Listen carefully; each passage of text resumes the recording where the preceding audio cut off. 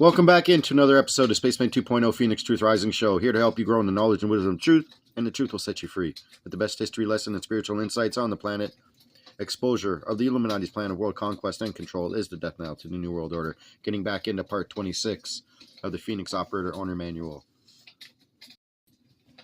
And we're continuing on how to recognize the Antichrist, that which is against God within. So, finishing off with the Antichrist encourages self-punishment. So, in terms of reincarnation and not understanding the re-experience of the soul in manifestation, so taking in consideration that, you can continue to read that at the top. So I'm going to continue on last sentence and as well the last paragraph. If he just understood the power and importance of forgiveness and release of his past and adhering to the laws set forth by God and the creation, he would be free of his bondage in an instant.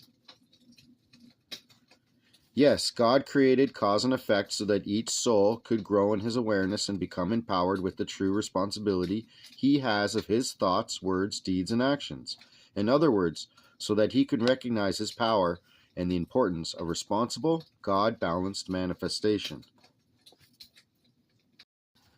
So just to more elucidate on the subject of reincarnation, okay, self-punishment is the effective cause of believing in the lies of the Antichrist. This may continue lifetime after lifetime. The poor immortal soul becomes self-locked onto the wheel of reincarnations and seeks to punish himself for his perceived sins of the past in hopes of redeeming himself to his creator God.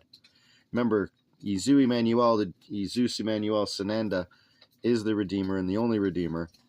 And until you can understand that, you can't really get into heaven, so to speak, and the heavenly understanding of God.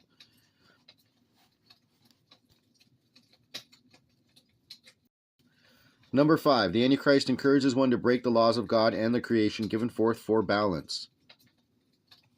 For example, the law of God which says, "Thou shalt not kill," this means in your thoughts as well as your deeds. "Thou shalt not wish death upon another human being of God." This rule does not mean you cannot defend yourself if your life is threatened, because that is suicide and is also against the laws of God.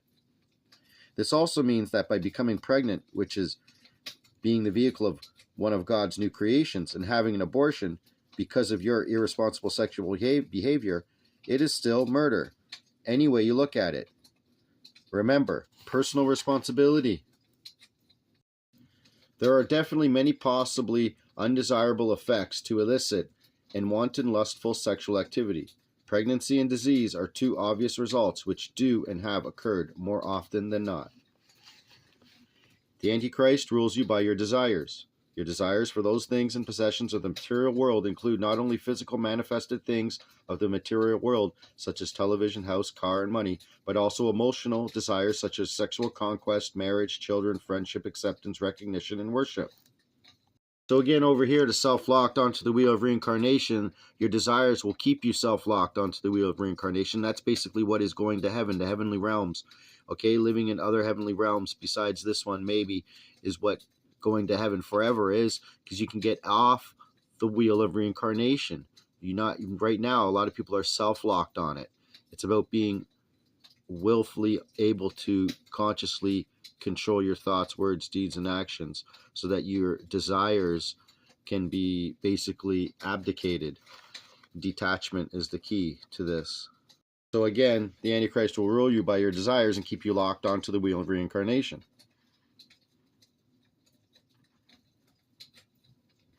So, with things such as television, house, car, money, emotional desires such as sexual conquest, marriage, children, friendship, acceptance, recognition, and worship, the Antichrist within will keep you always seeking outside yourself for the false promise of fulfillment with more, bigger, and better things.